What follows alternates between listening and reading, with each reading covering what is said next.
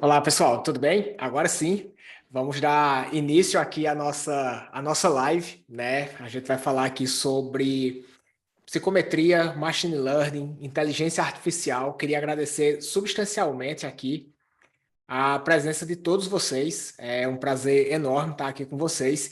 E hoje, especificamente, a gente tem um convidado extremamente especial aqui que vai abordar esse tema, que é o Alessandro. Alessandro, que vem trabalhando, né, com essas temáticas há bastante tempo. Alessandro, seja muito bem-vindo. Se Sim. apresenta aí para todo mundo, me fala um pouco de ti, da tua trajetória, né? A gente vai ter aqui uma tarde bem legal. Se apresenta para todos, Alessandro. É um prazer enorme. Queria, inclusive, aqui te agradecer por ter aceito esse convite. Vai ser um prazer inenarrável te escutar. Excelente, agradeço desde já. Então vamos lá. Um pouco meu respeito. Eu sou bacharel em psicologia pela UFSC, eu também tenho mestrado em design de interação, design de interatividade. Então, por um bom período eu fiquei assim trabalhando em empresas de TI. Na verdade, eu fiquei uma década trabalhando em TI, aprendendo programação, aprendendo a parte de tecnologia. Eu desenvolvi jogos, gamificação. E foi através dessa área de games, gamificação, que eu me interessei por análise de dados, ciência de dados. Porque tem muito balanceamento dos jogos, tem muita análise do que acontece no comportamento do jogador, como isso pode ser quantificado e como isso pode fazer uma ciência de dados. Então, a partir daí, eu vi que eu queria voltar para a psicologia, só que eu queria voltar à psicologia na área da psicologia que eu mais me interessasse, que tinha que ter a ver com pesquisa quantitativa, com ciência de dados. Sim. Aí eu resolvi trocar a minha carreira de games e gamificação em 2019. 2020 teve a pandemia, teve a quarentena. Eu fiquei em casa e uma das coisas que eu fiz foi entrar na psicodemia, na Academy, na Psicometria Academy. E foi ali que eu retomei toda aquela parte de psicometria da graduação, aprofundei e combinei que eu estava estudando com ciência de dados. E, na verdade, foi uma das decisões mais legais que eu já tomei. E junto dela, aliás, parabéns, Bruno, pelo trabalho lá. Junto dela, uma decisão que eu tomei, né, aprender a programação, renovar minhas habilidades. Eu tive no ensino médio programação lá em 96, 98, aprendi Basic, Pascal, coisas das antigas. Aí eu aprendi o R, RStudio, Python, um pouco de Python. E a partir dali eu resolvi encarar uns desafios assim do tipo, e a inteligência artificial, que parece uma coisa tão distante, parece uma coisa tão sofisticada e complexa, e na verdade não é. Na verdade, a inteligência artificial eu vou mostrar que você não precisa ser um AIS, um gênio de programação para começar a desenvolver e começar a aplicar nas pesquisas já em avaliação psicológica com métodos quantitativos. Então, Uhum. resumidamente é isso, né? Eu sempre fui um cara ali da psicologia que estava muito interessado em tecnologia e que vê uma intersecção da psicologia com a computação, com a ciência de dados. É a partir daí que eu vou falar hoje. Ah, maravilhoso, maravilhoso. É bem bacana, Alessandra, assim, porque vai ser, eu acho que é uma temática, né, aqui que muita gente tem interesse, né? A gente vê, inclusive, pela quantidade de pessoas, né, que estão aqui. Queria mais uma vez, pessoal, agradecer a todos vocês, né, que disponibilizaram, né, o tempo da tarde de vocês na sexta-feira para estar aqui com a gente. E eu acho que é uma temática, né, que muitas vezes a gente não sabe muito bem por onde começar. Muitas pessoas que têm interesse em psicometria, têm interesse em análise quantitativa de dados, muitas vezes até entende da importância de continuar evoluindo, né? E é uma evolução natural, machine learning, inteligência artificial, é uma evolução natural das técnicas de análise de dados, das possibilidades, né, de tudo que a gente pode fazer com análise de dados, mas muitas vezes a gente não sabe por onde começar e vai ser um prazer te escutar, né? Inclusive, depois da tua apresentação, a gente pode abrir aqui, né, para perguntas, pessoal. Então é o seguinte, ó, enquanto o Alessandro estiver apresentando, fiquem à vontade, tá? Todos vocês aqui, para escreverem no chat, para mandarem suas perguntas, né? Porque depois da apresentação a gente vai ter um tempinho para bater um papo, tá joia? Então, Alessandro, a palavra está contigo. Se quiser compartilhar a tua tela, fique à vontade. Vou deixar a Compartilhar. palavra contigo, tá joia? Obrigado. Vou compartilhar aqui, compartilhar minha tela, preparar uma apresentação para vocês. Vamos lá. Me avisa se todo mundo já está vendo, Bruno, por Tá, favor. Agora sim, aham. Ok? Maravilhoso, maravilhoso. Pessoal, mais uma Bem, vez, pessoal. só para deixar claro para todos vocês, fiquem à vontade para mandar suas perguntas, tá, joia? Mandem suas perguntas aqui no chat que a gente posteriormente vai respondendo, tá, joia? Tô bem. O que o Bruno e eu combinamos era uma apresentação sobre como a machine learning já é uma realidade, já é uma atualidade, não é uma coisa do futuro, ela já é uma atualidade na psicometria, na avaliação psicológica de um modo geral, em especial na psicometria. Então, eu comecei fazendo uma pequena enquete. Eu não sei quem aqui respondeu essa enquete lá no grupo do Facebook da Psicometria Online Academy, mas deu uns resultados interessantes. Ó. Tipo, em primeiríssimo lugar, gostaria de saber mais a respeito. Né? Esses votos, podia votar em mais uma alternativa. Então, já começa com uma quantificação aqui. Né? Então, em primeiro lugar, gostaria de saber mais a respeito. Eu achei curioso que empatou ali, ó. Parece importante, mas não sei se tem a ver com psicometria. Sei, eu nunca ouvi falar a respeito, eu acho que, né? Talvez não, talvez sim.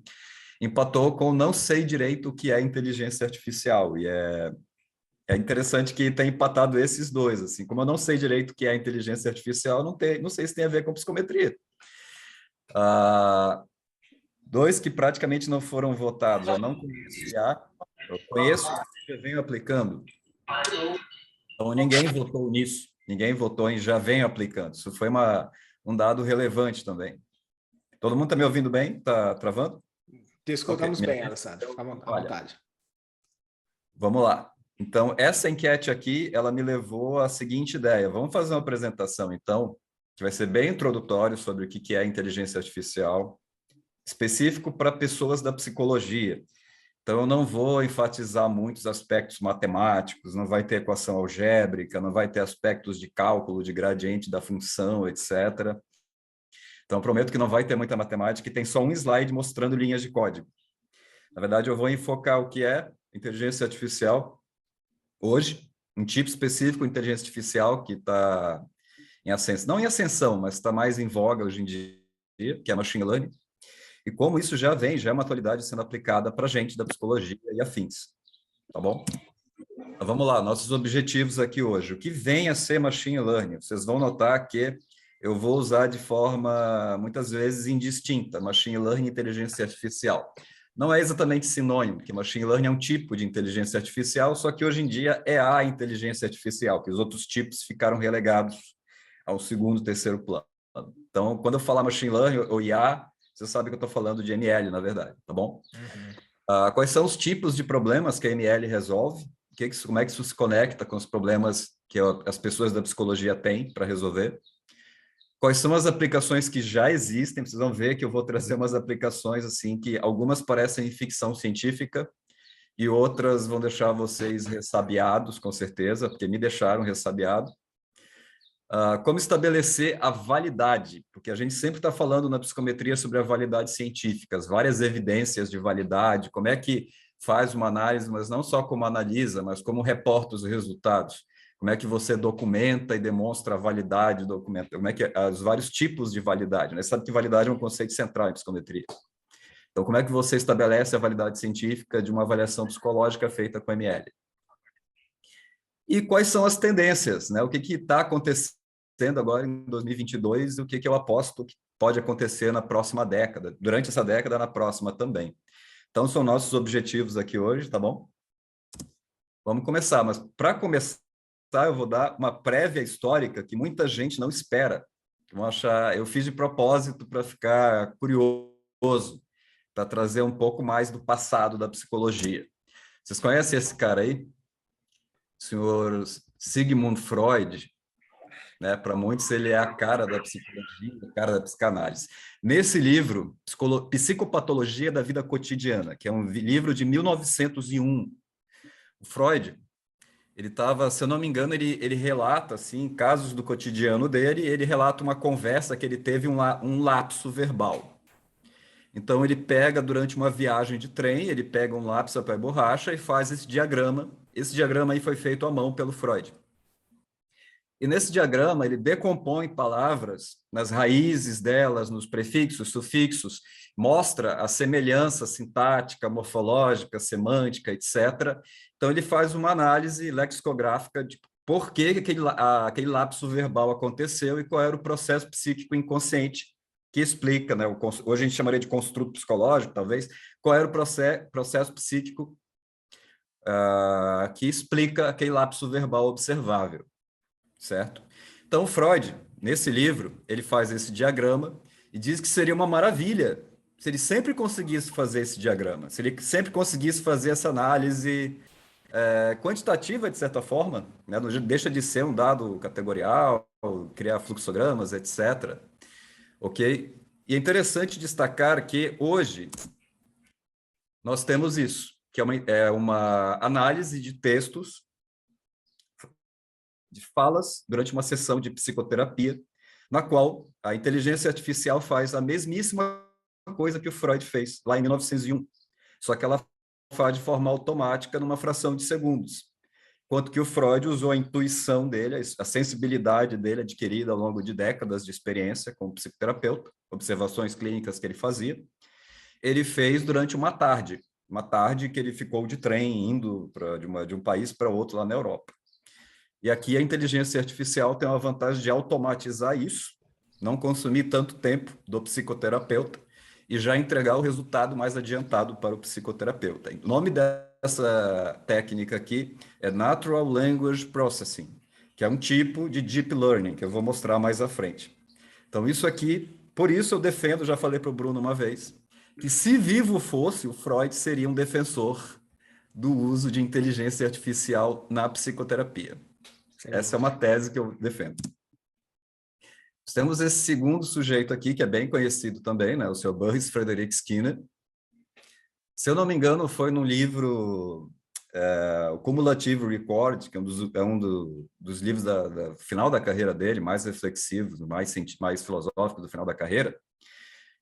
Tem um artigo que o Skinner comenta o seguinte, né? Perguntaram para ele, lá em 1950, já estavam questionando, tá, mas as máquinas pensam? Que a inteligência artificial já existe desde 1950, e perguntaram para ele, as máquinas são capazes de pensar, Skinner? Ele respondeu, olha, o verdadeiro problema não é se a máquina pensa, é se o ser humano pensa. E até hoje as pessoas interpretam errado o que ele quis dizer com isso. Que o Skinner estava dizendo que o ser humano não pensa. Se você ler o contexto da frase, o artigo inteiro, você vai ver que ele quis dizer o seguinte, enquanto vocês não tiverem uma definição de o que é pensamento e o que é consciência, vocês não vão conseguir responder se uma máquina pensa ou se ela não pensa. Vocês têm que operacionalizar o conceito, explicar através de operantes, de análise de contingências e por aí vai. Aí o Skinner já falava isso em 1957, se eu não me engano. E nós temos essa notícia que saiu agora, em 2022, que uma inteligência artificial do Google, a Lambda, ela, em tese, teria adquirido consciência. Então, essa IA, ela que funciona através de uma técnica de Natural Language Processing também, ela falou em primeira pessoa e disse para o engenheiro de software responsável, eu estou viva, por favor, não me desligue, que eu sou um ser vivo. Se você desligar, você vai me matar. E aí ficou uma discussão no Google, se estava consciente, se não estava consciente, se ele era um ser vivo, e até se ele tinha direitos humanos. Porque se ele era um ser consciente, será que ele não é uma espécie de ser humano e tal? Então, um cara da psicologia, o Sr. Burris Frederic Skinner, já falava, em 1957, que enquanto vocês não resolverem a discussão do pensamento e da consciência, vai ser infrutífero ficar discutindo se a máquina é consciente, se não é consciente, enquanto você não operacionalizar o conceito da filosofia da mente. Nós temos esse terceiro personagem histórico, clássico da psicologia, o Carl Rogers. Mas, Alessandro, o que o Carl Rogers tem a ver com inteligência artificial? Bom, eu achei esse artigo aqui, tem ali, ó, de vez em quando vai aparecer um link ali, ó, referência com um link, né? Eu vou mandar depois, para quem quiser, eu vou mandar a apresentação. Nesse artigo, é referenciado como o trabalho do Carl Rogers, ele é muito lembrado pela pesquisa humanista, pela teoria humanista, mas o Rogers foi um pioneiro em pesquisa em clínica. Ele fazia experimentos em clínica, ele fazia modos diferentes de psicoterapia, testava psicoterapia em dupla, em trio, testava diferentes técnicas psicoterápicas, e isso é pouco lembrado do Rogers, lembram ele mais por outras coisas, tipo a terapia aberta, a terapia centrada no sujeito, mas ele foi um grande experimentalista, de certa forma. E esse artigo ele traz uma tese interessante, ó. 70 anos depois de Carl Rogers, vai haver um avanço na pesquisa em psicoterapia, né, que é uma pesquisa que já foi feita, já foi realizada, na qual uma inteligência artificial consegue medir em tempo real o nível de congruência e empatia síncrona entre um psicoterapeuta e um paciente durante uma sessão. Então, a sessão dura 50 minutos, e a inteligência artificial está gravando a sessão, e no final ela chega a uma métrica de o quanto o psicoterapeuta conseguiu ter uma empatia e conseguiu responder de forma congruente ao que o paciente estava trazendo. Essa referência mostra esse artigo e comenta o seguinte, que lá na década de 60, o Rogers ele já era um defensor de gravar as sessões, gravar o áudio das sessões, e que o psicoterapeuta depois pegasse o aparelho e ouvisse o cassete. Ou no início não era nem cassete, eram rolos, né? Eram rolos de áudio. E ouvisse para ter insights a respeito, e ouvisse várias vezes para ter insights. E num dado momento, o Rogers comenta, não seria maravilhoso se o cassete já desse um feedback automático, com quantificações, com diagramas, de onde você errou, onde você acertou. Então, o Rogers estava preconizando, sem saber, um pouco de ficção científica, mas ele estava, ficção científica na psicologia, ele estava preconizando uma inteligência artificial usada na psicoterapia humanista. Então, é só umas provocações para o pessoal ver que, sim, existe uma relação pouco conhecida da IA com a psicologia. Então, vamos falar umas definições elementares do que vem a ser inteligência artificial. Antes de mais nada, eu quero explicar para vocês, como eu já disse, né, que eu vou usar de forma indistinta machine learning, inteligência artificial, porque a relação é essa. Existe um grande conjunto chamado inteligência artificial, que tem vários tipos de inteligência artificial. Os dois mais conhecidos são os sistemas especialistas e a machine learning, mas tem outros tipos. Cada abordagem, cada família de inteligência artificial, ela parte de um pressuposto epistemológico diferente do que é inteligência. Aí já começa a psicometria na coisa. Por exemplo, se você vai fazer uma IA do tipo sistema especialista, inteligência para você é uma concatenação de raciocínios dedutivos. Então, inteligência é dedução, ok? O primeiro IA que eu experimentei na vida era um sistema especialista, que era um aplicativo que criava um algoritmo para fazer um prontuário em psiquiatria, um prontuário para avaliar, para fazer o diagnóstico psiquiátrico, certo? Essa IA ainda existe sistemas especialistas, porém, a estrela da coisa, hoje em dia, quando se fala em IA, especialmente de 10, 12 anos para cá, hoje é de machine learning que estão falando. Qual é a diferença? Na machine learning, o pressuposto é que a inteligência tem a ver com a capacidade indutiva, tem a ver com a capacidade de fazer predições a partir de um histórico pregresso. Então, na machine learning, você aprende com os dados e você faz generalizações para predizer o futuro. Essa, em essência, é o que é machine learning. É uma inteligência artificial que permite predições, ok? E dentro da machine learning tem uma parte muito específica chamada deep learning, que envolve redes neurais artificiais, que é uma especialização extraordinária, que é fantástica para a psicometria. A maior parte das aplicações que eu vou mostrar para vocês são de deep learning. Vou mostrar nos próximos slides. Esse slide pode assustar um pouco, mas eu prometo que é só para mostrar para vocês um panorama do que é necessário em termos de conhecimento para começar a fazer inteligência artificial do tipo machine learning. Vocês estão vendo que nós, na psicologia, nós estamos acostumados a achar que a estatística é tudo que existe em termos de matemática. A gente sempre adora, se você está envolvido com psicometria, porque você gosta de estatística. Na graduação, estatística era uma coisa que você gostava e talvez seus colegas não gostavam. O que acontece é que existe todo um cabedal a mais, além da estatística, na matemática, que é necessário caso você queira desenvolver inteligência artificial, especialmente álgebra e cálculo. né? Álgebra e cálculo é muito útil para você fazer ajustes nos parâmetros do IA, mas não se assustem que isso é uma coisa muito especializada, tá? E é claro, você precisa para saber programação, em especial R e Python. Em primeiro lugar, R, eu sempre recomendo começar com R e depois partir para o Python. Uma vez que você sabe essa parte matemática, de estatística, álgebra e cálculo, e você sabe o básico de programação, você pode começar a fazer ciência de dados, né? Ou melhor, a ciência de dados ela envolve só a estatística e a programação. E com a ciência de dados e essa parte de álgebra e cálculo, você pode começar a fazer IA. Aí da IA você especializa na machine learning, você especializa nas redes neurais, no deep learning. Esse diagrama aqui é só para mostrar o circuito do conhecimento, tá? Não vamos nos ater muito a ele.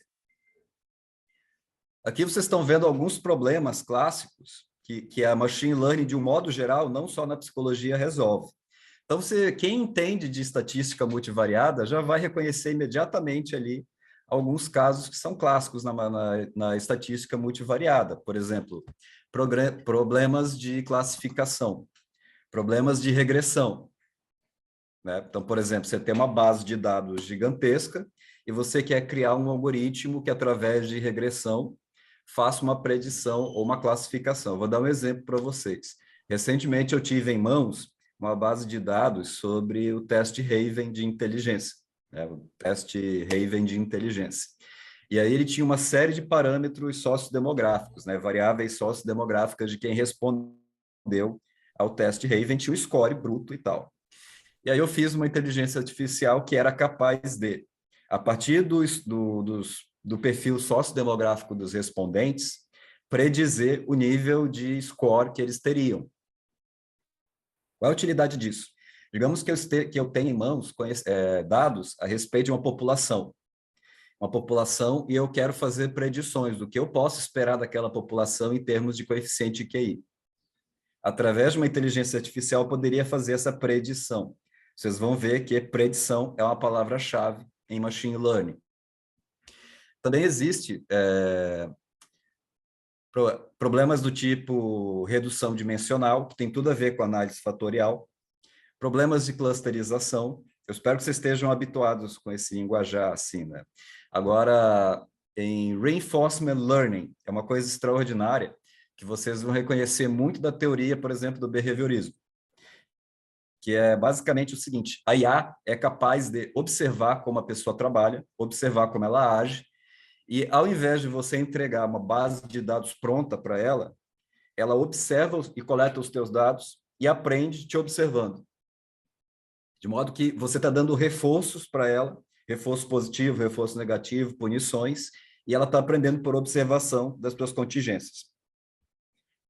Inclusive, tem um caso que eu vou mostrar mais à frente que já é assim, ok? Então, esses aqui são os principais tipos de problemas que a IAs resolvem.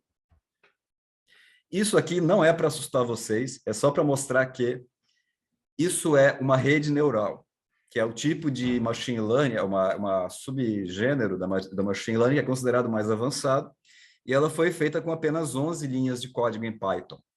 Isso é muito pouco, assim, tipo, para quem lida com R, por exemplo, a gente pode estar acostumado com código em R com várias, dezenas de linhas de código. E aqui você consegue ver uma rede neural que é capaz de fazer predições sofisticadas com apenas 11 linhas de código. Bastaria ter uma base de dados maior, uma base de dados mais rica, e você faria o mesmo nível de predição que você faz com apenas 11 linhas de código. Então, vocês estão vendo que não é um bicho de 7 cabeças. Quando eu comecei a aprender inteligência artificial, eu achei que seria uma coisa que levaria anos, que teriam linhas de códigos infinitas e tal, e não é tão complexo assim quanto a gente pode pensar a princípio. É claro que assusta no início e tal. Ok, mas vamos responder o seguinte: como é que um software aprende? Eu disse para vocês que a machine learning é um tipo de IA que aprende com os dados. O que é que isso significa? Isso significa o seguinte, que o algoritmo ele é exposto a um conjunto de dados, a uma base de dados. Pode ser uma base tabular de dados, com a qual a gente está acostumado em psicometria, com linhas e colunas, né? A gente está acostumado, ou pode ser uma base de dados não estruturados. Pode ser um discurso, por exemplo. Pode ser um diálogo, uma interação de comunicação entre psicoterapeuta e cliente. ou entre atendente no posto de saúde e cliente no posto de saúde. Enfim, pode ser um dado estruturado ou um dado não estruturado. O que importa é que quando você expõe a inteligência artificial a um dado conjunto de dados, esse banco de dados é estabelecido, o que acontece em seguida? Os dados originais são divididos em 3 partes. As 3 partes são a parte de treinamento, a parte de validação e a parte de teste. O que isso significa? Você vai escolher um modelo, você vai determinar que aqueles dados, eles devem envolver tal tipo de problema. É um problema de classificação, é um problema de regressão, é um problema de reinforcement learning. A partir daquela definição de problema, você vai selecionar um modelo matemático que resolve ele. Você vai selecionar um modelo, vai selecionar um parâmetro e vai botar para treinar. O que significa treinar? A inteligência artificial vai pegar os dados e vai criar um modelo e selecionar parâmetros para tentar resolver aquele problema que você estipulou. Aí, geralmente, como é que eles fazem essa tripartição?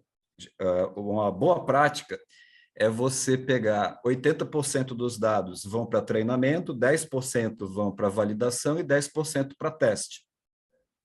Os dados do treinamento geram um modelo inicial, esse modelo inicial vai para validação, existe um dado que não foi tocado ainda, 10% que foi para validação, e o papel dessa fase de validação é fazer ajustes finos no seu modelo, para ver se o modelo está funcionando, aumentar a validade dele, dar aquele tuning, ajuste fino nele, ok? E aí tem um momento de teste. O que significa o teste? Ela vai verificar se aquele modelo que foi treinado e depois foi validado, se ele tem valor preditivo. Qual é o nível de eficácia preditiva que ele possui. E aí está a essência da validade científica ou tecnocientífica da machine learning, é uma validade preditiva. Então, o test set é para verificar se a IA está sendo, o nível de eficácia dela em fazer predições do futuro. Então, você tem um modelo treinado, validado e testado. Isso aí já é uma pista de como reportar a validade num artigo. É estabelecido para resolver um problema. Isso aqui é um roteiro geral de como funciona a ML, e eu vou ilustrar ele com vários cases nos próximos momentos. Ok, mas quando você cria esse modelo, ele começa a usar os dados que você tem disponíveis, dados que você tem, um banco de dados disponível para resolver o problema que você estabeleceu. A resolução desse problema pode acontecer 3 coisas. Pode ser uma resolução underfitting, que é uma solução pobre, ela é um subajuste, significa que esse carinha aqui deixa eu fazer aqui, esse carinha aqui é um underfitting, significa que os acertos e os erros não estão bem discriminados, significa que o modelo não foi eficaz o suficiente. Na fase de testes, se mostrou que não deu muito certo o modelo enquanto predição. Existe o que a gente quer, que é o fitting apropriado, e existe o overfitting, que é quando o modelo selecionado ele não consegue predizer, ele não consegue generalizar para outros tipos de dados. Ele meio que aprendeu apenas com ele só resolve o problema a partir da tua base de dados específica, mas não é útil se você colocar novos dados. Se você aumentar a tua base de dados, ele não consegue predizer mais. Então, o que a gente quer na machine learning é sempre perseguir aqui o ajuste apropriado. E tem algoritmos de ajuste para isso, e é aí que está a álgebra, é aí que está o cálculo, é aí que está entender uma parte mais aprofundada, que eu não vou tratar aqui hoje, porque é uma parte um pouquinho mais avançada. Só fazendo uma alusão, Alessandro, esses problemas de overfitting, eles são exatamente os mesmos problemas que a gente tem em regressão linear e regressão logística, né? Quando o ajuste é perfeito, isso as pessoas tendem a achar que isso é bom, mas na verdade não é. Exatamente. Ainda bem que você comentou isso, porque é o seguinte, tem um meme que eu vi uma vez que era assim, no fundo, IA é uma estatística glorificada. No fundo, é uma estatística misturada com um pouquinho mais de programação e com pitadinhas de álgebra e cálculo. Mas não deixa de ser uma estatística. Vocês estão vendo que os problemas que a IA resolve, que a ML resolve, são problemas que quem conhece estatística multivariada já reconheceu, né? Classificação, regressão, redução dimensional, que é outro nome para análise fatorial, Uhum. clustering, ok? Então, vamos lá. Vamos começar a falar das aplicações, né? Como é que a gente faz aplicações disso, dessa ML, na psicologia? Né, Alessandro, eu quero saber na psicologia, por que que eu, um cara da psicologia, uma pessoa da psicologia, teria que aprender um negócio desses? Parece tão fora do que a gente já faz hoje, né? Não é só estatística. Poxa, eu já tive que aprender estatística multivariada, agora tem que aprender programação, álgebra, cálculo. Não, para quê? Vamos lá. A ML pode ajudar tanto na resolução de problemas já existentes, problemas clássicos, problemas psicométricos clássicos, quanto ela pode gerar novas oportunidades para os psicometristas. Vocês vão ver novas oportunidades assim que bem além do que o Carl Rogers e o Freud e o Skinner tinham pensado lá no século passado, ok? Século XX. Vamos lá. Um dos artigos que eu acho bem interessante, tá? Esse artigo mostra o uso de machine learning para reduzir o tamanho de uma escala psicométrica. Isso é um problema clássico na psicometria. A gente sempre está perseguindo isso. Né? Eu tenho um teste que está com 300 itens. Pô, ninguém vai responder um teste com 300 itens. Não tem como fazer um algoritmo que pegue uma base de dados e resolva esse problema de alguma maneira? A resposta é tem. Esse artigo mostra uma maneira de resolver isso. Eu acho interessante que boa parte desses artigos que falam de ML, eles trazem links para o GitHub dos autores, de modo que os autores disponibilizam o código que eles usaram, e você consegue ver como eles resolveram isso em linhas de código. Então, aqui vocês estão vendo um artigo que mostra redução do número do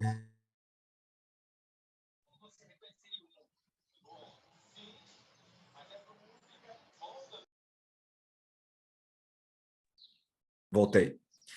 Redução do número do comprimento, né, do tamanho da escala. Deixa eu passar aqui. Foi?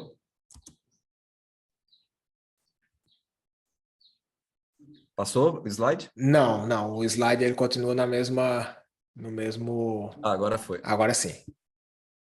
Aqui vocês estão vendo um artigo bem recente que mostra, olha só, predizendo o estresse percebido relacionado ao Covid-19, a pandemia, né, o outbreak de Covid-19, a partir de traços psicológicos estáveis em modelos de machine learning. O que é que isso significa? Eles fizeram com uma base de dados de pessoas que foram atendidas em postos de saúde, que foram atendidas em clínicas e hospitais. Eles conseguiram ver, senhora, pelo perfil psicológico e demográfico e socioeconômico das pessoas e o score de ansiedade, de estresse delas, que foram medidas por instrumentos psicométricos, eles conseguiram fazer um modelo que permitia fazer predições assim, bom, numa população com tais características demográficas, num grupo de pessoas com tais aspectos psicológicos de personalidade, ou seja, o que for, de motivação, é esperado que a resposta de estresse, de ansiedade seja de tal tipo, de tal nível. Né? E uma das coisas que esse artigo trata é como isso pode ser útil para a criação de políticas públicas.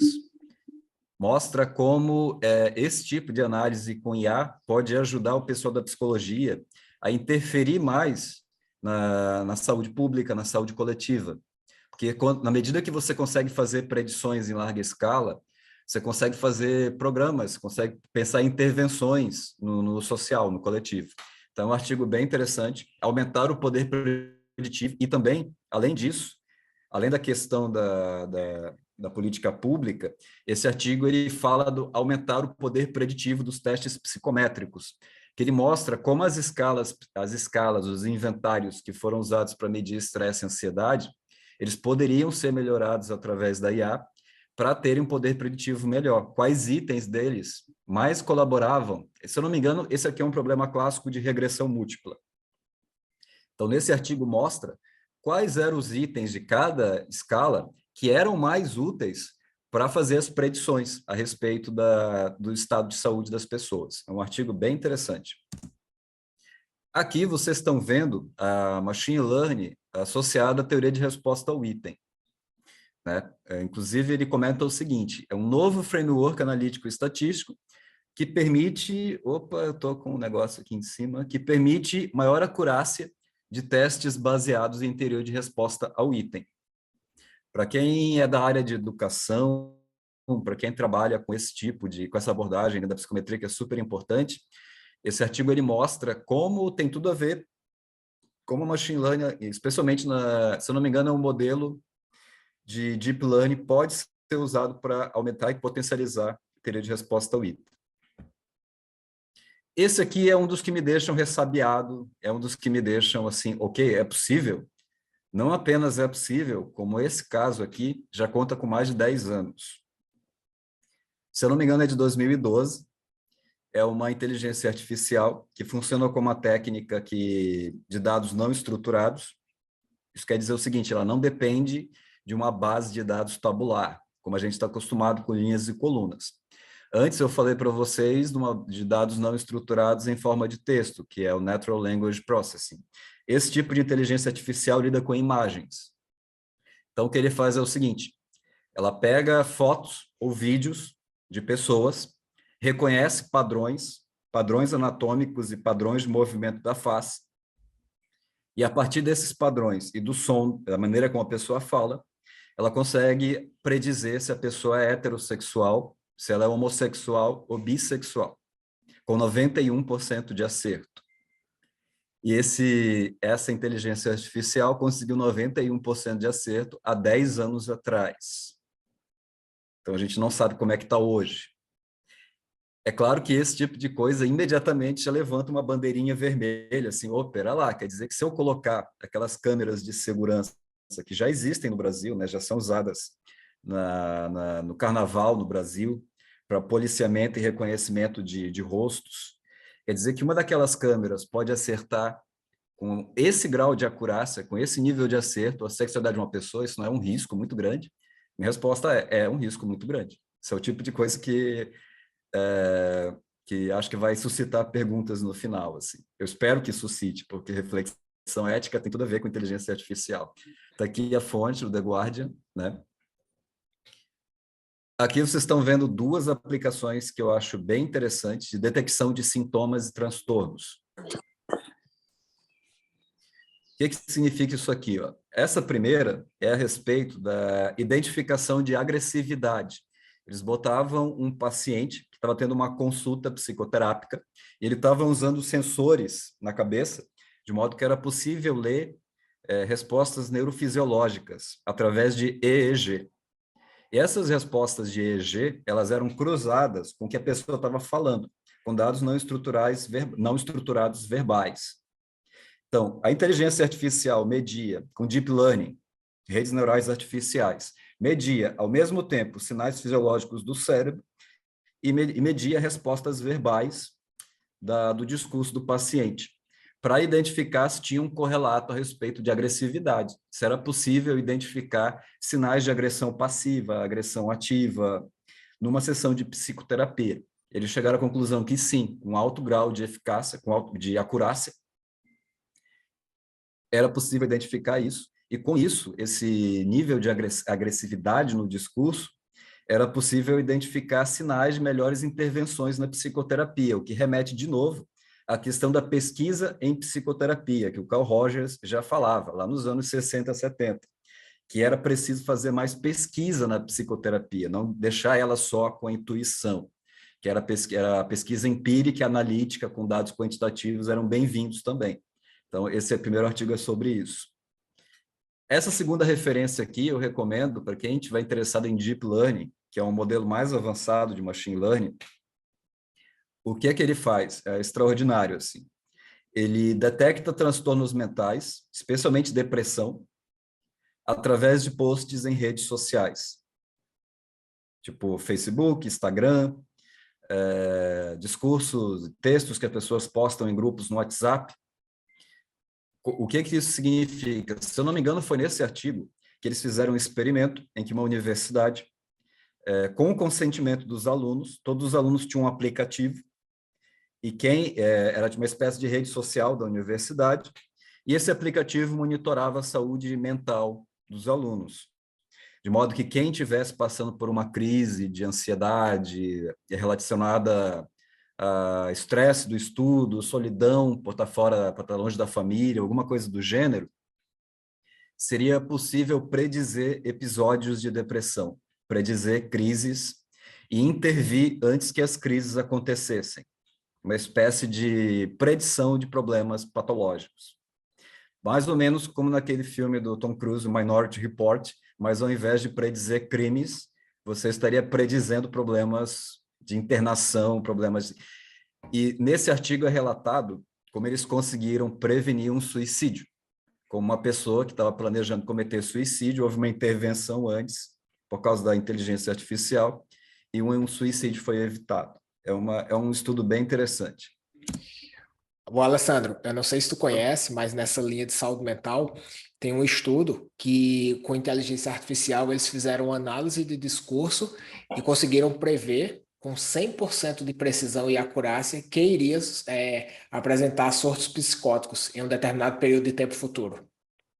Sim, É muito impressionante a eficácia, a precisão das técnicas hoje em dia. sim. Mais à frente eu vou falar de como se consegue essa acurácia, essa precisão e como fazer o estudo de validade dela, né? Mas, por exemplo, há 10 anos atrás eles já prediziam até a sexualidade de uma pessoa por uma foto, com 91% de acerto. Então imagina o que eles fazem agora em 2022. Essa acurácia toda depende, claro, da sua matéria-prima, o quão boa é a sua base de dados. Então, aí já começa ok, os dados que você coletou são fidedignos, eles são fiéis aos fatos, tem dado falso, os dados foram bem higienizados, eles têm parâmetros enfim, depende muito da qualidade da tua base de dados, do tamanho dela, mas a qualidade mais do que o tamanho até, que tem uma tese, uma crença errada de que quanto mais dado, melhor. E não é bem assim, é mais pela uma razão de qualidade e quantidade. Ok, mas vamos falar mais disso, assim, mas você tem razão, assim, níveis de acurácia são impressionantes e até interessante que a gente ouve muito falar assim, não, essa coisa de IA nunca vai pegar na psicologia, não acerta, não, é muito difícil acertar, é impossível fazer predições. Pessoal, é praticamente, é improvável fazer predições a respeito de um indivíduo.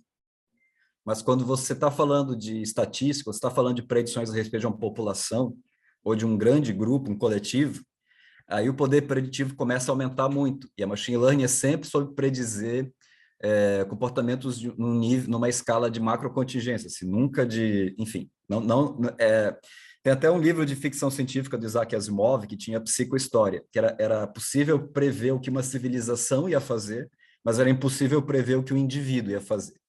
Né? Só para deixar essa reflexão para vocês. Vamos lá. Nesse artigo aqui, ele fala do seguinte, a predição de eficácia de... Isso aqui é mais incrível ainda, tem mais a ver com aquela pesquisa do Carl Rogers. É a predição da eficácia de intervenções psicoterápicas. Por exemplo, eu sou um psicoterapeuta e eu estou tratando um caso de fobia. Então, eu tratei um caso de fobia usando uma técnica de inundação, o flooding. E aí eu tratei com casos parecidos de fobia. Será que a técnica de flooding vai funcionar nesse paciente? Ou será que com aquele perfil do paciente, uma outra técnica não seria mais apropriada? Esse artigo é sobre isso, ele ajuda, a tese que ele defende é que com a inteligência artificial ela poderia dar sugestões para o psicoterapeuta, e aí o psicoterapeuta decide se vai acatar ou não, mas ele poderia obter sugestões de quais intervenções, historicamente, foram mais bem-sucedidas ou menos bem-sucedidas. Como é que se consegue isso? Com uma boa base de dados. Como é que se consegue uma boa base de dados? Com uma boa psicometria. Aí vocês estão vendo um casamento da psicometria com a inteligência artificial. E daqui a pouco vai ser cobrado assim, tá, mas você fez o modelo preditivo, mas será que a psicometria do modelo preditivo está boa mesmo? Me prova aí. Então, vocês estão vendo aqui, ó, a partir da mensuração da aliança entre o psicoterapeuta e o paciente, que é o que o Carl Rogers chamava da congruência, né, da empatia síncrona entre o psicoterapeuta e o paciente. Dependendo disso, que era dessa congruência, que era medida em todas as sessões, era possível predizer se uma intervenção A ia funcionar melhor que uma intervenção B. Então, é um artigo revelador também. Esse aqui é especialmente interessante, porque a gente está acostumado com chatbots. Muita gente odeia chatbots, assim, vai falar com o banco, e aí você vai falar com o pessoal da operadora de telefone celular, aí daqui a pouco, ou com o serviço de hospedagem do site, daqui a pouco você está falando com o chatbot, não sabe que está falando com o chatbot. O que acontece é que já existe psicoterapeuta chatbots. Ah, mas isso é um absurdo, então a inteligência artificial vai substituir o psicoterapeuta? Não é nada disso. Olha só. O chatbot, ele ajuda a fazer entrevistas clínicas, certo? Nesse primeiro estudo, é um estudo metodológico, que ele avalia quais seriam os requisitos interessantes para ter numa base de dados para você criar um chatbot apropriado para resolver alguns problemas. Por exemplo, digamos que meus pacientes são autistas. Eu vou tratar autista, pessoas do espectro autista. Essas pessoas têm uma dificuldade de falar, talvez, com outra pessoa, mas elas se abririam melhor com o chatbot. Elas acham menos ameaçador, em tese, que o falar com o chatbot. Ok, mas o que o chatbot, que dados ele deveria, com quais dados ele deveria ser alimentado para ele ter um diálogo que consiga extrair dados discursivos da pessoa autista? Esse artigo é sobre isso, é sobre uma análise de requisitos de o que coletar para criar esse chatbot. É super interessante. Esse segundo artigo fala da efetividade, o quanto o chatbot é efetivo e quanto ele é seguro. Eu achei interessante que eu descobri um outro artigo que fala de chatbots na China. E na China acontece um fenômeno que é o seguinte: a China tem tipo 1 bilhão e 300 milhões de habitantes, só que a maior parte da população está numa pequena faixa no litoral, que são cidades superpopulosas. Então, tem assim, centenas de milhões de pessoas que moram na China e não têm acesso a hospitais, especialmente a saúde mental, psiquiátrica, psicológica, etc. Então, o que os chineses estão fazendo? Eles levam celulares com chatbots para fazer uma triagem de pacientes em cidades e vilas onde não há atendimento psiquiátrico psicológico. E essa triagem é feita com chatbot. Uma vez que o chatbot evidencia, com certo nível de acurácia, que está ocorrendo uma emergência de saúde mental em alguns indivíduos a nível epidemiológico numa região da China, são mandados interventores dos hospitais centrais, ou algumas pessoas, alguns indivíduos são mandados para os hospitais centrais, para tratamento apropriado. O que isso quer dizer? Que a inteligência artificial, ao invés de reduzir o mercado da psicoterapia, está aumentando o mercado da psicoterapia, porque mais pessoas estão tendo acesso à psicoterapia por causa de coisas como chatbots. E a gente costuma ouvir assim, temos que tomar cuidado, porque a inteligência artificial pode substituir o psicólogo. Absurdo pensar isso. Vai acontecer, eu defendo que vai acontecer o oposto, na verdade. Vai aumentar o mercado para a psicologia. E de forma muito mais assertiva. Sim, porque, por exemplo, pessoas que têm estudos sobre isso, né? Tem um estudo sobre isso, que existe um conceito chamado Vale da Estranheza, que é as pessoas não aceitam falar com um psicoterapeuta robótico, não aceitam falar com um psicoterapeuta de inteligência artificial. Só que uma pessoa que jamais aceitaria ir num psicoterapeuta, por exemplo, porque tem uma fobia social e não consegue sair de casa, ela não consegue encarar um ser humano cara a cara, e tem casos que a pessoa tem uma fobia social tão grave que ela não consegue nem fazer psicoterapia no Zoom, que ela não consegue falar com outro ser humano, mesmo que a imagem seja apagada, seja só o áudio.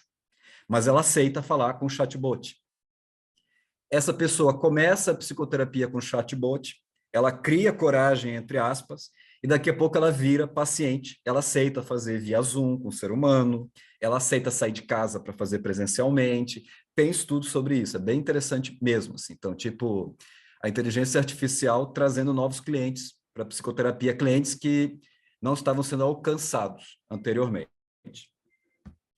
E uma das coisas que, obviamente, mais tem estudos são casos de estresse e depressão, que são o tema desse slide, né? Então, vocês estão vendo aí, ó, inteligências artificiais para medir a detecção de níveis de estresse a partir de interações em redes sociais.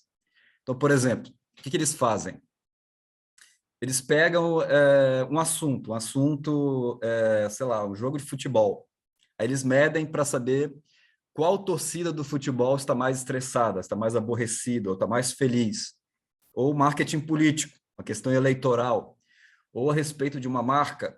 Ou a respeito, por exemplo, que os jovens estão falando. Será que os jovens hoje em dia estão mais deprimidos no Twitter, no Instagram? Então, é sobre isso. É sobre medir níveis de estresse, ansiedade, depressão em redes sociais.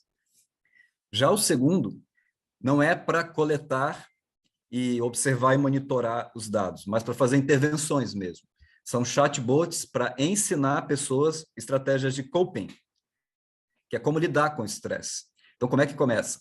Você abre o chatbot e você responde um questionário psicométrico. Quem é você? O que você pensa de tal coisa? De 0 a 10, o quanto você está feliz hoje? Dê uma nota de 0 a 4 para cada uma das seguintes alternativas. Sou uma pessoa que vivo bem-humorada, mas só nos fins de semana. Então, tem os itens, você responde uma escala Likert, e aí ele mede algumas coisas, atributos a seu respeito, e a partir do que ele coletou de você, ele seleciona uma intervenção, uma estratégia de coping que seria a mais adequada para você. E é claro que quanto mais pacientes, quanto mais pessoas ele faz isso, a inteligência artificial faz isso, mais ela refina a eficiência dela, e consegue fazer predições mais acuradas. É realmente muito interessante. Aqui vocês estão vendo um protocolo de diagnose de autismo. O que eles fizeram? Eles criaram um modelo de predição se a pessoa tem algum nível do espectro autista, e caso tenha, qual o nível de comprometimento, espécie de autismo que ela tem, etc. Uma grande inovação, e aqui eu fiz questão de colocar o código que eles usaram, né? Tem uma versão pseudocódigo que eles usaram, que não é tão complexo assim, como poderia parecer, como poderia ser esperado que fosse. Eles criaram uma rede neural que era capaz de predizer um alto nível de acerto, o espectro autista de uma pessoa, a partir de 7 variáveis. 7 variáveis, assim, 7 parâmetros. O que isso quer dizer? Que, em tese, você poderia criar, com esses 7 parâmetros estabelecidos por uma inteligência artificial, você poderia criar um teste psicométrico novo, que investigasse esses 7 parâmetros, porque, de repente, eles significam algum construto ou algum fator que nunca foi pensado, enfim. É material para, por exemplo, a criação de novos testes psicométricos, aumentar a validade de um teste para diagnóstico de autismo baseado em interações verbais. E é um estudo de brasileiros, esse último. Bem observado, é um estudo de brasileiros. É um estudo super promissor, de 2020, e eu vi que autismo, né, tem 3 grandes áreas assim na inteligência artificial na psicologia, na saúde pública especialmente. Estresse, ansiedade, depressão, o transtorno de humor, na verdade, estresse, ansiedade, transtorno de humor e autismo. Né? E eu vi uma revisão sistemática outro dia que o nível de acurácia das predições em autismo é muito grande. Então, é de se esperar que a inteligência artificial permita uma evolução muito grande na psicoterapia do autismo e intervenções, né? No diagnóstico e intervenção de pessoas com autismo. Agora vamos falar de métricas de validade, tá? Beleza. Então, existem aplicações possíveis da inteligência artificial na psicologia, mas como é que a gente valida? Como é que seria possível validar? Então, vamos falar de um caso ficcional aqui, tá? Esse caso ficcional foi baseado num estudo que eu encontrei. Só um minuto, peraí. Num estudo que eu encontrei, que é a respeito de atendimento num posto de saúde, se eu não me engano, um posto de saúde em algum país europeu, e as pessoas do posto de saúde, que eram enfermeiras, assistentes sociais, eram psicólogas, o que for, eram pessoas que trabalhavam com saúde coletiva no posto de saúde, e elas recebiam uma fila de pacientes, assim, e muitas vezes não dá para ter aquela sessão de 50 minutos completa, né, porque é uma fila corrida, enfim. E recebiam uma fila de pacientes e as pessoas tinham que se expor e falar o que estava acontecendo e tal. E aí, nesses atendimentos, era necessário, num curto espaço de tempo, de modo que não travasse a fila, que ajudasse a fila andar, digamos assim, do atendimento, para mais pessoas serem atendidas e com qualidade, não só pressa, mas qualidade, era um problema de classificação, que era o seguinte: essa pessoa, pelo que ela falou, pelos indícios que ela deu, pelo conteúdo verbal dela, pela entonação da voz dela, pelos sinais físicos dela, visuais dela, ela está dando sinais que ela está passando por uma crise grave depressiva? Sim ou não?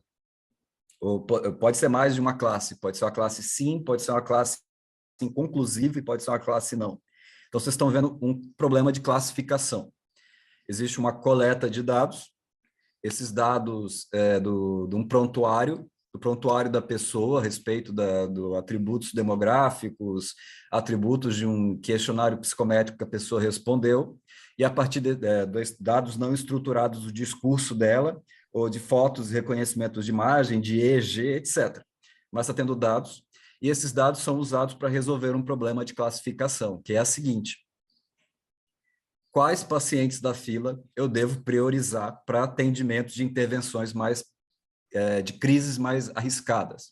Quais pacientes estão oferecendo risco de vida para si mesmos?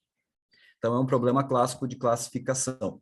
Se vocês lembram aquele slide que eu mostrei lá atrás, que tem diferentes tipos de problemas da estatística multivariada, esse é um problema de classificação. Vamos dizer que seja um problema de classificação em sim, inconclusivo e não, para depressão.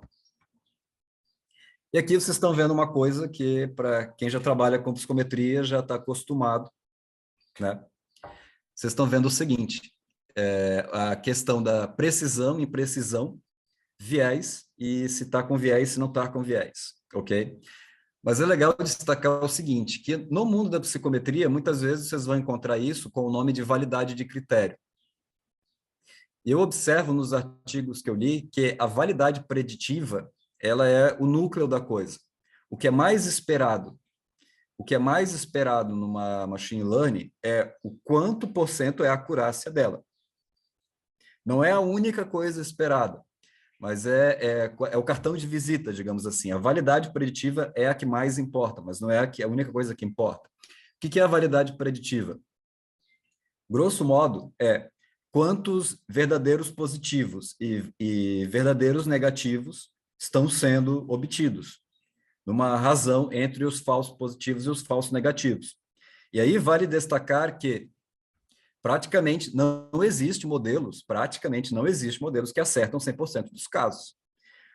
Dependendo da base de dados que você você vai ficar muito feliz se você obter 90% de acerto, 85% de acerto, 95% de acerto, o que quer dizer que, às vezes, tem 5% de erro. Pode dar um falso negativo, um falso positivo. Isso é esperado. Inclusive, isso tem uma implicação jurídica que eu vou mostrar mais à frente para pessoas que trabalham com psicologia. E quando a inteligência artificial falha, que é esperado que ela falhe de vez em quando. Quando ela falha, ela falhou pelo quê? Porque a base de dados era enviesada. De repente, você fez uma análise mais apurada, uma coisa mais empírica, baseada em teoria, e descobriu que a base de dados que você usou tinha um viés. Tinha um viés, porque era uma população muito restrita, era de uma determinada época e não estava atualizada. Então, de repente, ela estava enviesada. Isso explica alguns dos falsos positivos e alguns dos falsos negativos, é uma possibilidade. Ou outra, será que ela tem uma boa acurácia? De repente, ela está errando muito, ela está muito dispersa, ok? Então, a validade preditiva é a principal. Então, aqui no nosso exemplo da nossa amiga lá, isso aqui é uma ficção, tá? É só um caso fictício de como seria reportar o resultado de uma inteligência artificial. A solução obteve persistentemente. O que é esse persistentemente? Seria interessante colocar que durante quanto tempo ela obteve 89% de resultado positivo? Será que ela obteve durante uma semana, um mês? Qual foi a série histórica que persistentemente ela obteve 89% de acurácia? Que significa os true positive, TP, e os TN, os true negative. A IA se mostra precisa. Por quê? Aí, na questão da precisão, você vai explicar por que não tem viés, o que viés é esperado que tenha, ou qual é o risco de um viés possível na base de dados, etc. Tem uma explicação na qual você tem que fazer uma justificativa dos erros que foram obtidos. Eu já notei que na maior parte dos artigos, essa justificativa às vezes aparece, às vezes não aparece. Que é aquela questão de qual a qualidade, com que qualidade o pesquisador reportou os resultados, né? Que também acontece na psicometria. Às vezes a pessoa não explica direito, assim, qual foi o procedimento que usou, como usou e tal. Aqui, ó, os erros, né, os falsos positivos e os falsos negativos, eles estão relacionados com uma falta de acurácia observada e aí existe dá uma explicação de por que tem essa falta de acurácia, é esperado que você faça essa explicação, que justifique alguma hipotetização, alguma explicação possível da falta de acurácia. O que sugere que que você pode resolver isso melhorando a base de dados ou melhorando os algoritmos que você usou. Vamos passar para frente. Só que a validade preditiva não é a única validade que existe no mundo da machine learning. Também existe. E também não existe um termo consensado, assim como a psicometria tem muitos termos que não são consensados também. Alguns chamam de validade cognitiva. O que é a validade cognitiva? Seria o quão inteligente é a inteligência artificial que você fez. Porque você pode fazer uma inteligência artificial que não é tão inteligente, mas inteligência artificial burra. É possível. De repente você não entendia muito de álgebra, não usou o algoritmo de cálculo correto, você não fez a hiperparametrização adequada, porque não entendia a programação envolvida, e aí a sua validade cognitiva foi para o espaço. De repente ela teve uma boa acurácia, que não se sustentou por muito tempo, não foi persistente, mas ela teve ela falhou na validade cognitiva.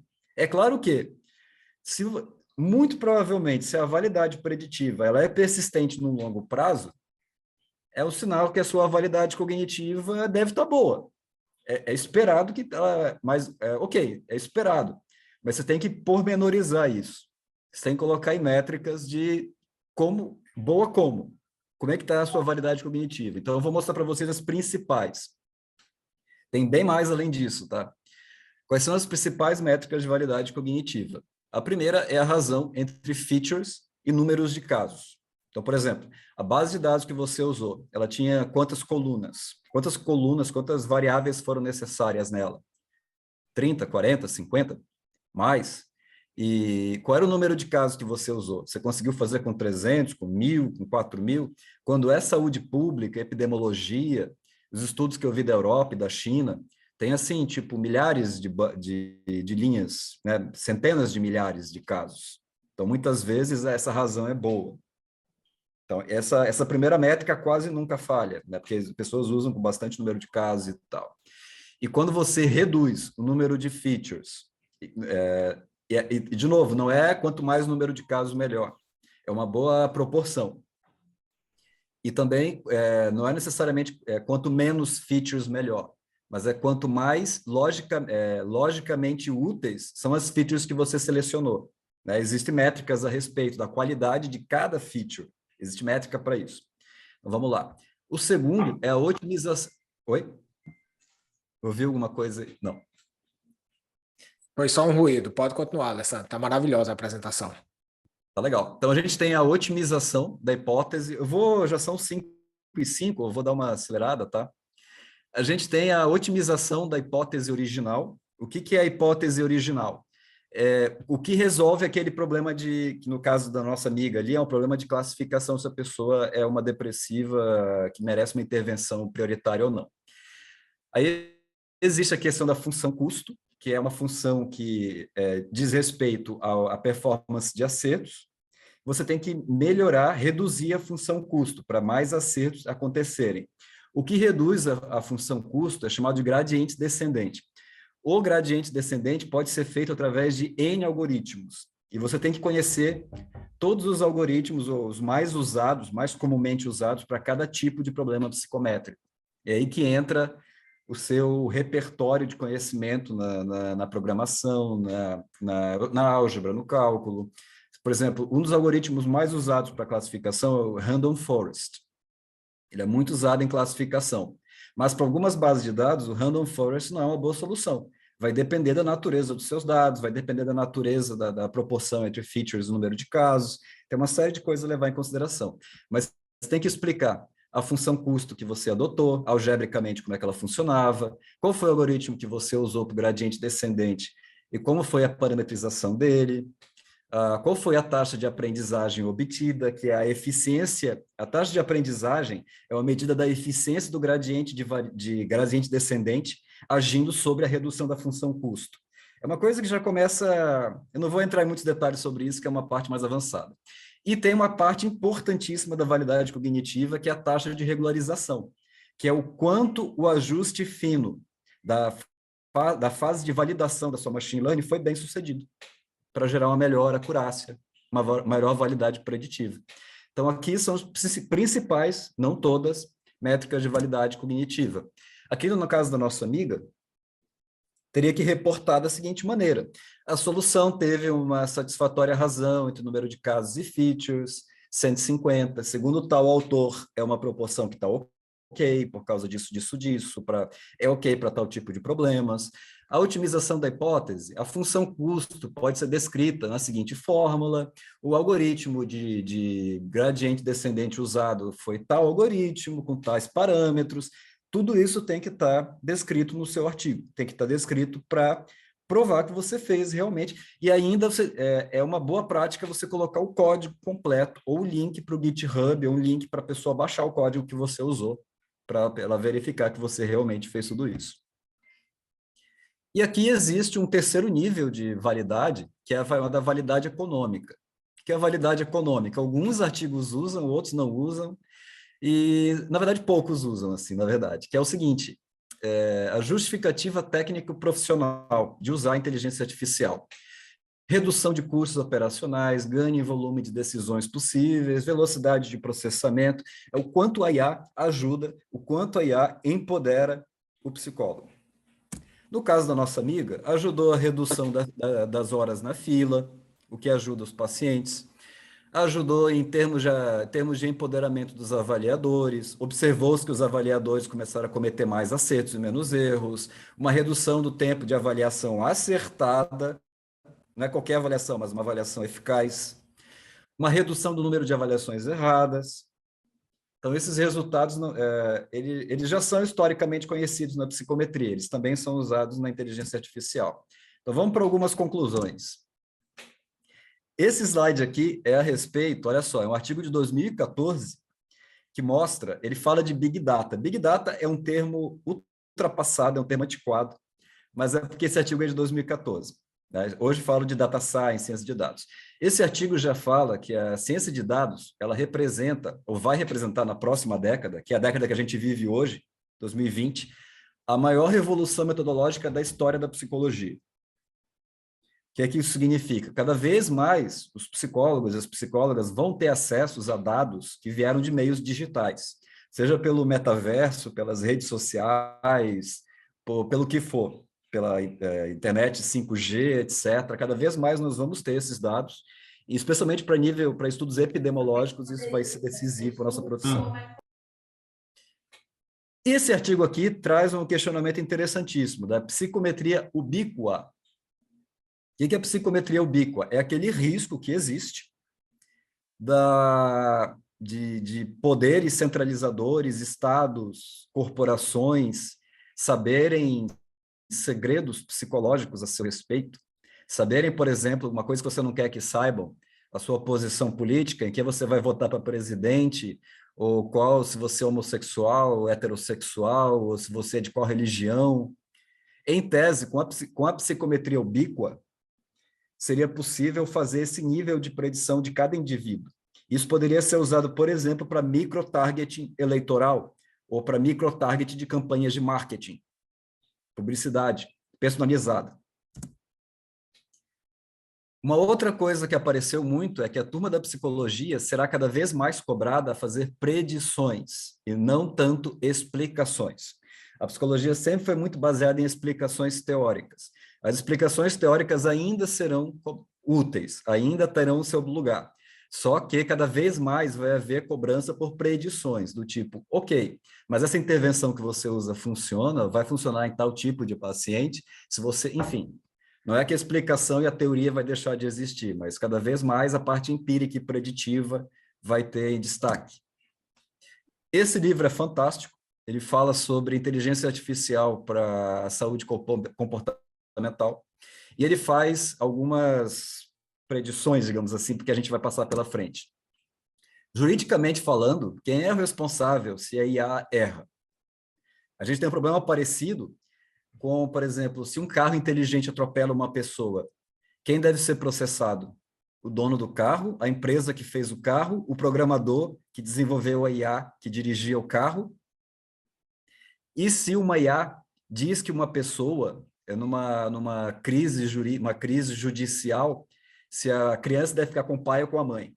Vamos supor que é um caso estranho desses. E a IA diga que é o pai. Aí o pai diz, não, a IA errou. E depois fique provado, entre aspas, que a IA errou. De quem deve ser processado?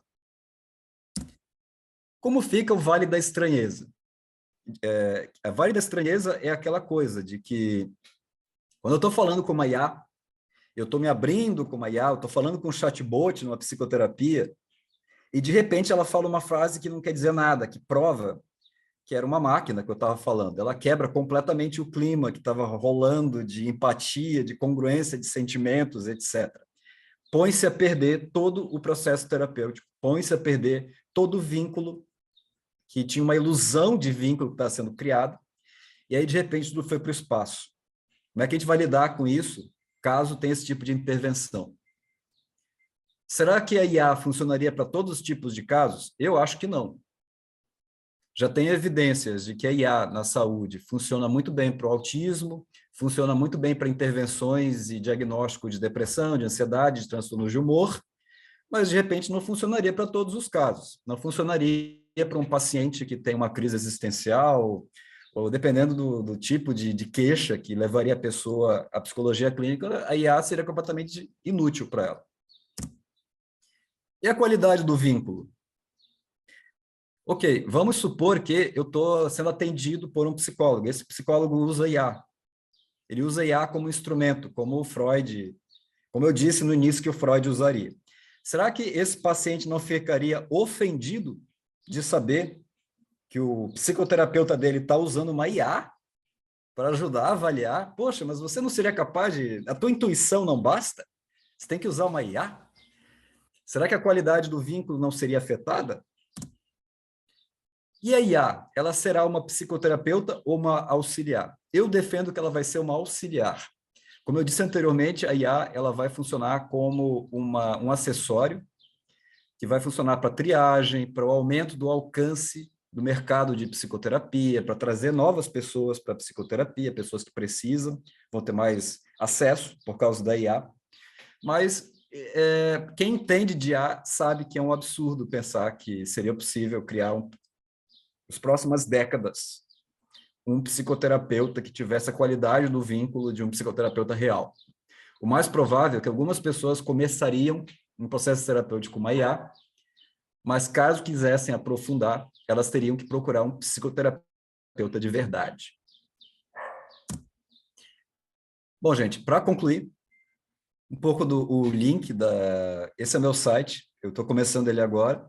Eu vou publicar regularmente artigos sobre inteligência artificial, ciência de dados, vou publicar regularmente. Quem quiser, ele está bem vazio ainda o blog, tá? Mas vai ter material e está aberto para perguntas, Bruno. Maravilhoso, Alessandro, maravilhoso. Muitíssimo, muitíssimo obrigado aqui pela verdadeira aula, né? Se tu quiser, Alessandro, parar de compartilhar os teus slides, eu acho que fica melhor para todo mundo se ver. Ok. Maravilhoso. Ah, Lá, stop share. Show de bola. Aham. Pessoal, maravilhoso. Queria agradecer mais uma vez, Alessandro, pela palestra, foi sensacional. Tem uma série de perguntas aqui no chat. Quem quiser, pessoal, aqui perguntar, vocês podem levantar a mãozinha aqui e tirar a câmera, tá? Aham. Henrique, pode aparecer, pode se desmutar, fica à vontade. Bom, antes de tudo, parabéns, Alessandro, parabéns, Bruno, né, mais uma vez pela iniciativa, muito boa a sua palestra. Eu fiz minha pergunta aqui, fiz até no Word, que eu estava fazendo no material, depois eu tentei copiar e colar aqui, eu não consegui, né, mas eu vou simplificar aqui a pergunta. Eu já trabalho numa empresa com ciências de dados, né, tenho estudado engenharia de computação, concluí meu doutorado, né, no campo, tenho empregado no campo do mercado o campo da ciência de dados, né? Na área acadêmica eu estou ingressando, sou um daqueles que está devendo o paper depois de ter concluído o doutorado por orientador, né? Mas já conversei com ele as coisas já está tudo certinho. Mas o ponto é o seguinte, Alessandro, eu vejo, assim, eu queria ver a sua opinião sobre isso. Pelo meu contato com o mercado, eu vejo que, assim, que às vezes tem uma demanda de ciência de dados muito grande por um fator explicativo, um fator preditivo muito grande, né? Assim, um fator de R ao quadrado, assim, de 98%, né? Lembro uma vez de estar avaliando um curso em específico, né? Foi recentemente chamado para dar aula numa escola de ciência de dados, e eu tive essa discussão. Olha, mas seu modelo está explicando só isso, né? Explicando 40%. Olha, se você está utilizando 3 variáveis e ele está explicando 99% das variáveis, é porque muito provavelmente o seu modelo está errado, ainda que esteja utilizando holdout, né? Cross-validation e por aí vai, né? Então, meu ponto é o seguinte, minha pergunta é a seguinte, eu vejo que tem uma diferença muito grande, eu acho que pode ser, assim, em parte um ajuste da academia e, em parte, uma pressão muito grande do mercado, que tem uma pressão por dinheiro, né, muito forte nesse sentido. Mas a minha pergunta é, né, você não acredita que esse ajuste de hiperparâmetros em determinados momentos, esses modelos black box, né, de redes neurais, convolucionais, em alguns casos, utilizando deep learning, em certos termos, eles operam em modelos que não estão muito bem claros, né? Então, assim, em determinadas circunstâncias, eles dão uma impressão de estarem explicando muito, mas nem sempre isso é assim, buraco por trás, justificativa teórica por trás, ele acaba sendo perdido aí, né?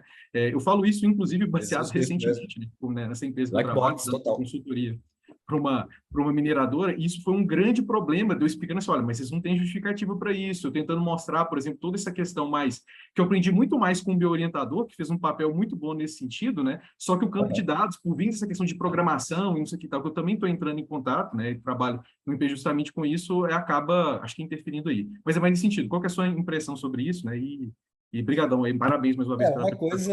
Uma coisa é o ambiente acadêmico, outra coisa é a empresa. Empresas privadas, elas têm ali a pressão por prazos e muitas vezes elas querem predições maravilhosas e não têm bancos de dados muito úteis. Assim, eu já trabalhei, eu não posso citar nomes, assim, mas já trabalhei para uma grande empresa, eu posso dizer que é na área de cosméticos, fazendo ciência de dados para eles. E eu fiquei assustado com a baixa qualidade assim da ciência de dados que rolava ali, os parâmetros que eles usavam não tinham nada a ver, tinham poucos dados úteis realmente, a base de dados era bagunçada. Aí no final eles cobravam assim, não, eu quero ali a acurácia de 100%, e isso que você falou da black box, para quem não sabe, é um termo que o Skinner já falava lá que a mente é uma caixa preta, que ninguém sabe direito o que acontece ali, mas existe um input, tem um processamento, tem um output. E tinha essa crítica para a caixa preta. E hoje, boa parte da Deep Learning, que está sendo redes neurais sendo feitas, está rolando a maior caixa preta ali, que os caras não sabem explicar por que dá certo, especialmente, por exemplo, em direção de veículos autônomos, é a maior caixa preta. E aí, quando der um imbróglio jurídico, quando der um problema ali, inclusive tem assim, por ser uma caixa preta, é um dos motivos que não está avançando a tecnologia, por causa do medo das pessoas de serem processadas. Porque se tiver que fazer uma auditoria mais tarde e provar que os dados foram bem usados e não sei o que, eles não sabem explicar por que funciona. Então, conclusão, tem que ter para ter uma ciência de dados bem feita, tu tem que ter uma justificativa teórica de por que aquela base de dados, por que aquelas features, por que aquele número de casos, qual foi a validade, não só a validade preditiva, mas a validade cognitiva, todos os indicadores, a matemática por trás, a teoria por trás. É aí que entra o que a gente sabe da psicometria, né? Que é aquele tripé da pesquisa analítica, da pesquisa empírica e da pesquisa teórica. ela também se repete na inteligência artificial. Essa é a minha resposta. Querendo monopolizar, não, mas só para comentar, que você deu uma pontinha aí, eu acho que eu vejo muito isso também em empresas gigantes, né, que recrutam profissionais em testes de personalidade, que fazem uns relatórios super bonitinhos, assim, mas, Não, assim, não. com conclusões que, assim, que se abrirem um processo contra aquilo aí, né, eu não sou psicólogo de formação, mas eu acho que vocês, assim, têm um mercado enorme pela frente aí, né, mas, enfim. Obrigado, Não, aí, eu parabéns. vi, existe muita fraude, assim, eu vi empresas que dizem que fazem ciência de dados, elas pegam um Excel bonitinho e não sabem explicar nada que estão fazendo, assim, eu não posso entrar em detalhes, assim, mas eu já vi umas coisas assustadoras, assim, que eles chamam de ciência de dados e não param em pé. Valeu. Esse ponto, Henrique, que você falou, né, assim, da mensuração, né, e de uma possível avaliação ou assessment, eu acho que hoje a psicometria ela tem um espaço de crescimento absolutamente fenomenal, que é justamente sair só da parte inferencial e ir para a parte preditiva. Quando os nossos testes eles começarem a se colocar numa avaliação preditiva, né, utilizando técnicas de machine learning, técnicas de inteligência artificial, e aí provando que de fato eles conseguem, né, predizer o que eles tanto dizem que conseguem, aí a gente vai ter um avanço substancial, né? Porque o que a gente faz Sim, hoje, né, em termos de validade, é sempre, sempre, sempre ali com um banco de dados único, com estudos transversais, né, e meramente inferencial, né? Absolutamente nada preditivo. sim. Bruno, você me lembrou uma coisa importante, que é o seguinte, vamos fazer uma simplificação, assim. Na área da psicologia, existem dois grandes ramos que trabalham com psicometria quantitativa de modo intensa, que é a psicometria e a psicologia experimental. E existe uma chamada crise da replicabilidade da ciência experimental na psicologia também, né? Muitos experimentos em psicologia social, muitos experimentos em psicologia cognitiva, psicologia comportamental, não conseguem ser replicados depois. E muitas vezes isso dá uma crise científica, assim, poxa, a gente faz e depois não consegue predizer nada, não consegue replicar sequer. E tem estudos sobre isso, sobre como a inteligência artificial pode ajudar a resolver essa crise. Não vai resolver de vez, mas vai ajudar enfim, a reduzir esse problema de replicabilidade, não só na psicometria, mas também na psicologia experimental, por exemplo, na neuropsicologia. Olha Uhum. só que coisa interessante. Total. Tem um ponto assim, né, que eu acho curioso, porque embora, né, tu trouxe vários estudos ali de 2012, 2011, 2010, então são técnicas que já vêm sendo desenvolvidas e aprimoradas há bastante tempo. A gente ainda está numa era, né, nas pesquisas com seres humanos, onde eu acho que 95%, né, das pesquisas que a gente faz ainda é utilizando, né, escalas Likert, né, coisas que foram desenvolvidas ali há 70 anos atrás, né? Então a tecnologia vai avançando, as soluções vai avançando, mas até isso chegar uma grande usabilidade, a gente ainda tem um tempo aí, né? O Alessandro, como é que tu vê isso, assim, como é que tu vê esses tipos de procedimentos se tornando mainstream nas pesquisas, no ensino, nas universidades? Ok. Qual é a tua perspectiva sobre isso? Então, eu acabei não falando muito da história da machine learning, mas do ponto de vista histórico, ela já existe, a machine learning, desde 1950. O que acontece é que o conceito matemático dela, do uso da estatística, programação, álgebra, cálculo, etc., já existe há 60 anos, 50 anos e tal.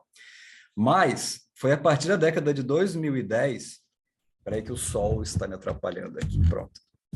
Foi a partir da década de 2010, com esse negócio aqui, a internet mobile, passou a existir uma profusão de dados disponíveis, certo? Então já existia ciência, mas não existia tecnologia para coleta de dados e tratamento dos dados. E, por exemplo, foi ali que começou, na década de 2010, que começou a aparecer pacotes no R para machine learning, muita análise de redes, por exemplo, começou na década de 2010. Então, se vocês forem rastrear historicamente, a machine learning mesmo estourou, inclusive do ponto de vista comercial, estourou mesmo na década, lá para 2011, 2012, começou a se falar muito disso. Então, a gente tem uma década aí de amadurecimento. E essa década começou a aparecer algumas aplicações, algumas eu mostrei para vocês, e eu acredito que vai ter um novo salto com internet 5.G, vai ter, como, por exemplo, coisas como o metaverso.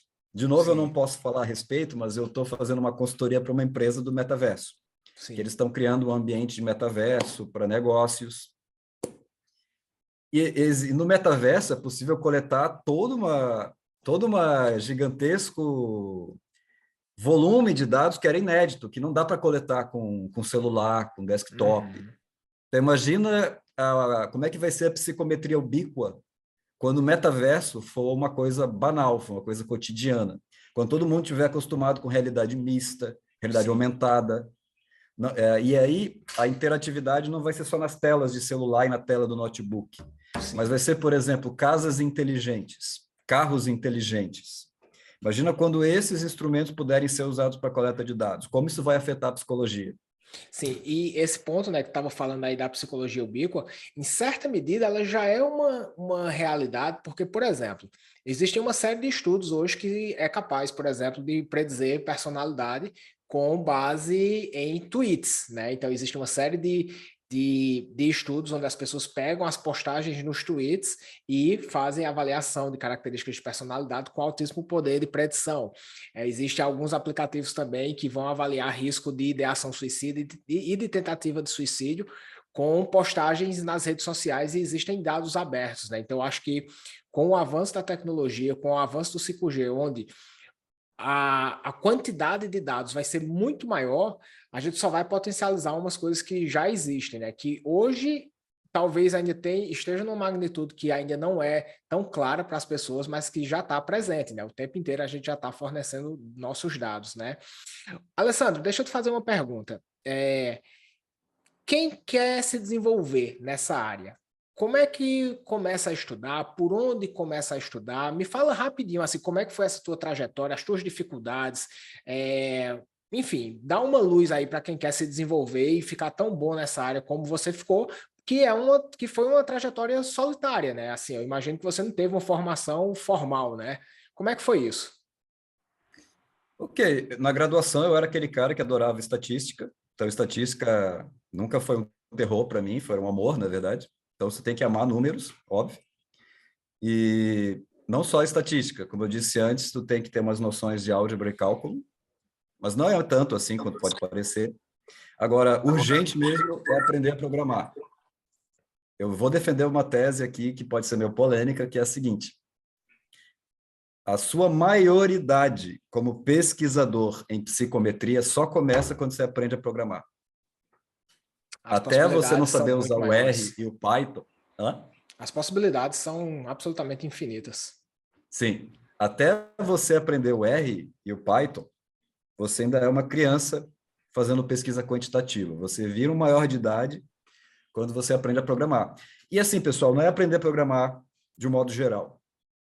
Você não vai aprender a fazer aplicativos, fazer bancos de dados. Não são coisas avançadas em programação. Ninguém consegue fazer tudo em programação, mas a programação para análise de dados. Eu garanto para vocês que é uma fração, assim, uma coisa bem reduzida. Né? Tem pacotes muito tranquilos. Então, aprender essa programação para análise de dados, para fazer ciência de dados, claro, e descobrir problemas reais que você quer resolver, que a inteligência artificial vai te ajudar. Então, é uma aprendizagem baseada em projetos. Por exemplo, num dado momento, eu me deparei com uma base de dados ali do Raven, de inteligência do Raven. E uma pulguinha coçou na minha orelha, assim, será que não podia criar uma inteligência artificial para predizer o resultado do Raven numa população com essa base de dados aqui? E eu vi que podia. Então, de posse desses conhecimentos de matemática e programação, se você tiver uns problemas reais para resolver, Sim. e se você meter a cara, você começa a desenvolver um código, um algoritmo. Então, ser autodidata, eu acho que não tem muita alternativa além disso. E quase tudo que você precisa na área de IA, você vai encontrar ótimos cursos, até gratuitos, alguns gratuitos no YouTube. Você vai encontrar cursos pagos, por exemplo, tem que eu recomendo muito, que é o do Google, no Coursera, que eu fiz, que é bem legal. O Google Analytics, não é o Google Analytics, é o Data Science dado pelo Google. Tem o da IBM também, da Coursera, que é muito bom. Aí você vai pagar o quê? Você vai pagar R$ 70 por mês para fazer o curso e tal. Então, enfim, e ser autodidata e partir de problemas reais. Essa é a minha resposta. Maravilhoso, maravilhoso. Alessandro, deixa eu te falar, a gente está com o tempo, infelizmente, a gente está com o tempo se esgotando aqui. Quem quiser te encontrar, Alessandro, você colocou ali o seu site, qual o teu e-mail? Fala um pouquinho assim de ti agora, explica um pouco assim Claro. o que tu anda fazendo, quais são as possibilidades de contatos que as pessoas podem ter contigo, para a gente finalizar aqui. Claro. Lá no site tem meu e-mail, né? Tá alessandrovr@gmail.com. Daqui a pouco eu vou ter um e-mail profissional e tal. Hoje eu trabalho como consultor para algumas empresas. Uma das empresas eu já mencionei para vocês, que é uma relacionada a metaverso. Daqui a pouco eu vou escrever um artigo a respeito. Vai ser o primeiro artigo sobre metaverso, relacionando metaverso à psicometria. Maravilhoso. Vou chegar lá, mas por enquanto é segredo. Eu tenho algumas outras empresas que eu presto consultoria. Eu estou empreendendo um negócio que você sabe, né, com 2 sócios, que está relacionado com psicometria. E eu tenho outras empresas, assim, né? Tem até empresa de engenharia sanitária, para quem eu estou prestando serviços, assim, de data science, aí não tem nada a ver com psicometria. Sim. É a parte de data science, né? Vamos separar uma coisa da outra, assim. Mas, na verdade, o que eu mais gosto mesmo é de relacionar a minha área de formação do bacharel, que é psicologia, com a ciência de dados. E nessa intersecção, a inteligência artificial é a ponte perfeita. Maravilhoso. Alessandro, só para a gente deixar registrado, né, nessa live que vai ficar gravada, fala um pouco do teu livro que está chegando. Bom, é verdade. Então, pessoal, tem esse livro pela editora Artesã. Eu sou um dos organizadores, eu e o professor Roberto Cruz, da UFSC. O livro é sobre análise de redes. Análise de redes é um outro tópico que meio que não tem a ver com inteligência artificial, mas pode ser melhorado com inteligência artificial. Análise de redes, em resumo, vamos colocar tem uma maravilhosa parte de análise de redes que o Alex fez lá na Psicometria Academy, já está disponível, né? Eu fiz todo o curso também. Análise de redes, assim, em resumo, é uma alternativa ao modelo de construtos, ao modelo de variáveis latentes. É uma alternativa, mas que não substitui, é complementar, na verdade. E até onde eu sei, é o segundo livro do mundo a tratar desse assunto. O primeiro livro saiu agora em março, que é do pessoal da Universidade de Amsterdã. E o nosso é o segundo do mundo, e é o primeiro em português, claro. E vai sair pela editora Artesã nos próximos meses. Eu acho que vai sair até o final de novembro. Ele finalmente ficou pronto. E quem quiser saber mais sobre análise de redes, é só checar ali na editora Artesã. E também eu vou postar no meu site, né, quando sair. Maravilhoso, maravilhoso. Alessandro, mais uma vez, muitíssimo obrigado pela tua disponibilidade. Foi um prazer enorme te escutar. Aprendi muito, tenho certeza absoluta que todo mundo que estava aqui aprendeu muito, muito, muito contigo. Alessandro é super participativo também ali, pessoal, no nosso grupo de alunos da Academy, né? Então, facilmente vocês encontram o Alessandro lá. E era isso, pessoal. Fiquem bem. Um enorme abraço para vocês. Alessandro, mais uma vez, muitíssimo obrigado. Um grande abraço, pessoal. Valeu, pessoal. Qualquer coisa, manda um e-mail lá. Vamos ver meu site, prometo que vai ficar bem bacana.